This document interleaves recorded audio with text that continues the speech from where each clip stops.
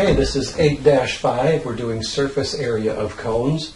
So we have an object that looks like this, and we're going to figure out the surface area of that. So when you fan this out, depending on how steep the cone is, it will depend on what percent of the full circle. You can imagine if you look at this, that you could have an entire circle. If this was narrower, for example, if there was only this much of the circle, it would be a much steeper side, or we could have one that literally is spread out like this, and we would have the other. But there's always some portion of the circle here. And what is interesting about this is mathematicians over the years have done some calculations, and they found a very simple way to figure out exactly what the surface area of this part is.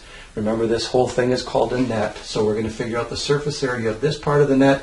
And this one you all know already. That right there is a circle, so the area of this is pi r squared. And in order to figure out the lateral surface area, which is this part of the net, what mathematicians have realized is that if you put this down and you just measured the distance from here to here, you can calculate the surface area, because this line right here, this distance from here to here, is called the slant height, and we designate it by the cursive L in mathematics. So the lateral area, the lateral surface area, this part of the net right here, is pi times the radius times the slant height.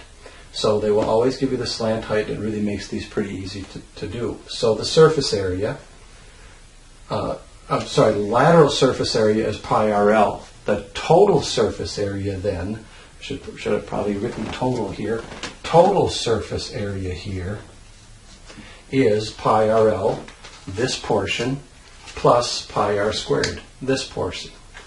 And remember, we don't do 2 pi r squared, because there is a single base on a cone, so with the one base. So notice that this makes this an easy to remember formula. It makes it so that you don't mix the two formulas up, because this one is pi RL plus pi r squared, and the other one was 2 pi RH plus 2 pi r squared for the cylinder.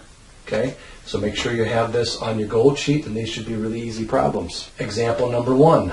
We only want the lateral surface area in this particular case. That's what they asked for.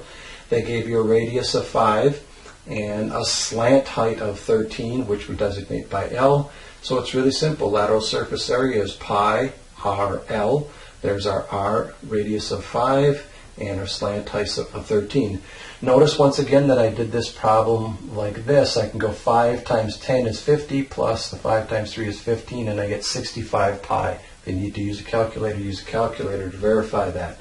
And then I can just put 65 pi in my calculator and easily come up with 204.2. And once again, we're using square units because we're still thinking in terms of area, so millimeters squared. Please press pause and do letters A and B. Sample problem number 2. We've got a radius of 6, a slant height of 6.2, and in this case they're asking for the total surface area. We need to figure out both pieces of it. So we have pi RL for the lateral surface area right here, and we have pi r squared for the circle. So once again, radius is 6 right here. Slant height designated by L is 6.2, so it's pi times 6 times 6.2, all in parentheses, plus pi. 6 squared is our r squared, radius is 6, at 230.0 inches squared. Make sure you're rounding this correct. Please press pause and do the letter C. Problem number 3.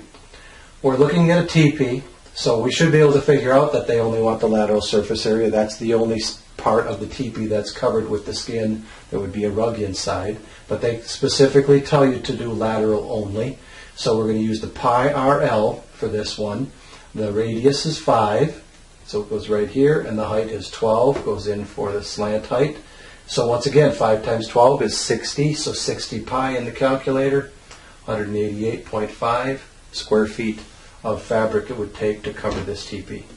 Please press pause and do letter D.